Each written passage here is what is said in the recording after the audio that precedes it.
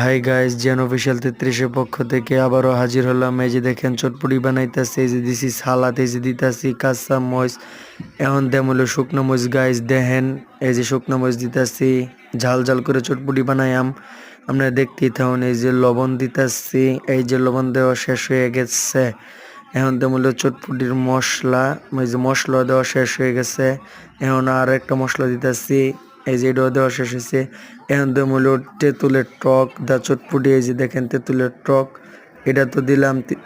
আলাদা হলো গাইস ওই যে চটপুটি যে দা বানপুটির আসল উপাদান হলো ডাবলি, যে ডিয়া চটপুটি তৈরি হয়। এই যে চটপুটির ডাল দিতাছি, একটা দিছি, এই যে আরেকটা দিতাছি গাইস দেখুন।